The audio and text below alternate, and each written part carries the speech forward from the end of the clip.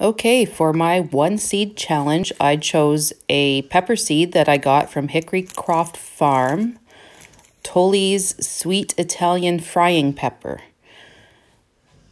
I have never grown these before, so I look forward to seeing how they turn out, and especially watching this one seed as it grows.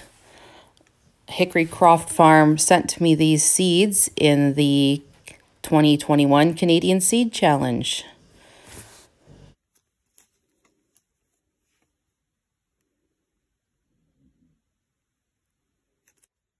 For my one seed challenge, I chose a Tolly's Sweet Italian Frying Pepper. Planted it yesterday, March 15th. There's some of the other tomatoes, celery, pepper, and I just started some ground cherries. They haven't started yet, and a couple other types of peppers and tomatoes.